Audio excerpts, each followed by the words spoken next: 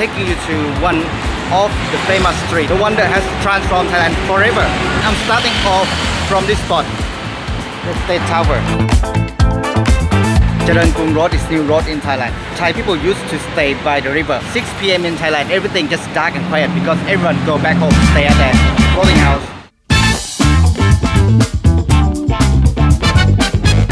The road here start building in 1861. The King Rama ordered to build it. That's because so many foreigners come to Thailand and they say they cannot use their horse cart because the road is too small and too dirt road, you know, it's bumping all the time. There's so many small hidden things around this area that you might not know. But if you know, you'll love this street, it's so good. The first one, if you are French people, Bonjour. watch now. This Charoen Krung 36 has the nickname of Brad Street or Radu Bas. Wait, hold on. Go back a little bit. I think I've seen this before. This is the old and the new picture. So around Brad Street was influenced by the French. Even former 5-star hotel, which is not there now, was named Hotel Trocadero. The old custom house was very often used for the special events. This area was super posh nightlife during that time. I was coming here to show you the fire department or the old tax house, but it seems like they are under construction or refurbishment. It's going to be something new and beautiful in the future because the icon Siam just across the street. You keep walking until you get to this place, which is the Grand Postal building. It has been built like the fascist style, but it's mixed with the Italian. It used to be English embassy. There is the statue of Queen Victoria, and everyone knows her as a grandmother of Europe. So Thai people always like to pray for what their wishes. They went to the statue and prayed for the children because they believed the grandmother of Europe would grant their wishes.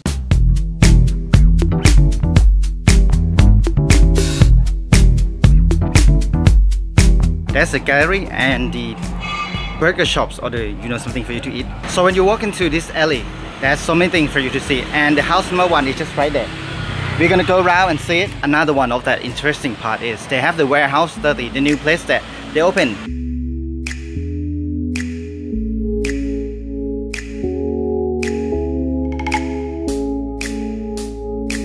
As I walked into this place, I think this place is really cool. There's so much for you to see in this area, but if you look at this postcard, they're actually writing what they think, what they thought, what they want to thank someone, and as you read through it, it just gives you a smile.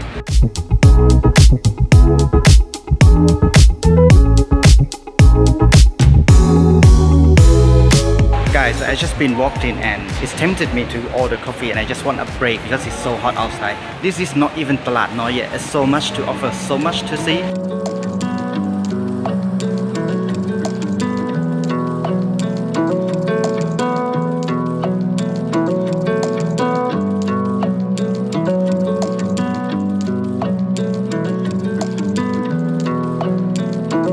Protocol Embassy, which is actually the first embassy ever in Thailand. This alley actually has a nickname called Butch Alley or Trok Butch. The reason is because we are just about to get into the marine department where they have the English person to arrange and set up all the system for Thai Marine department. Captain Butch, he knows a lot about that. So King actually appointed him to be the director of Marine Department. That's the first person and it's not Thai. So as I mentioned, we are right in front of the house number 1 and it is not the first house, but it's the house that has the home number. If you walk along this street, you will find one of the best tour company ever, Covan Castle. I can guarantee you that it's one of the best to take you around by the bicycle. You'll find this Galawat church, or actually it's called Kanwanari or something that means the Jesus Christ has been put on the cross. This church has been given the land by King Rama 1. Only 1 more minute, you're walking on the same direction, you find the first ever banking of Thailand. It's this one.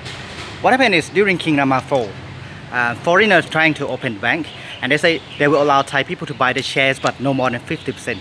The king thought, well, that's not right. He has to do something, so he opened up the place called Book Club. It's just a club for people who want to save the money. But then it changed into Siam Commercial Bank.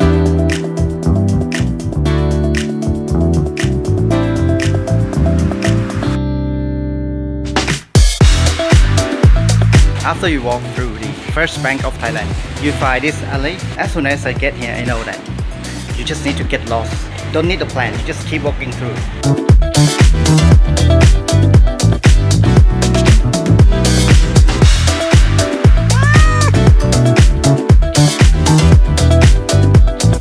I just walked through and almost get to the river.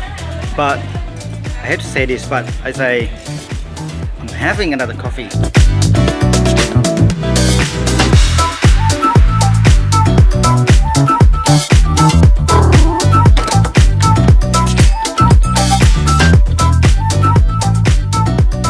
I already had a few coffees. I don't think I should have one more here. Sorry guys. I think this is really cool. I think I'll be coming back here, but not this time. So if you come here and you don't know much about the history of this area, it's just really good to walk around. And this is another famous place for the coffee shops.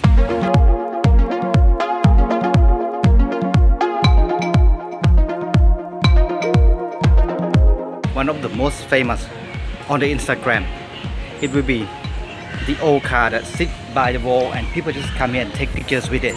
This is it. So the original people in this area, they are Chinese. They moved from China to Thailand, and when they first came, they are very much the blacksmith people. They are very expert in all the steel. But then when the time changed, there's more cars has been left behind, and they think it's a waste that leave the car, you know, because we didn't have the law or legislation saying you cannot just leave the car by the side of the road. So people stop using it and they leave it behind. Chinese people start bringing it back to their home. They just remove part of it, clean it, and start selling it. And that's what happened with the old car. That's become the general stuff in this area. There are so much for you to see in this area, all the architectures. Whether it's going to be the old architecture or the new one is all interesting. And I'm still getting lost.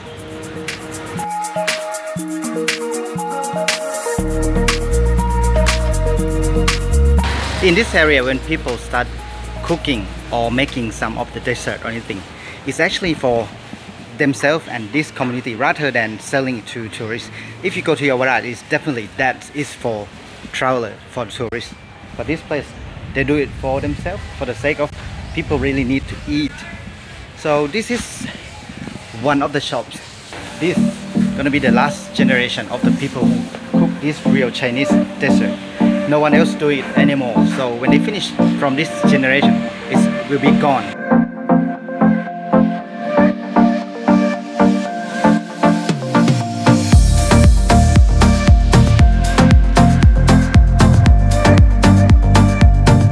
Each of the shops, they're selling all this automobile second-hand part.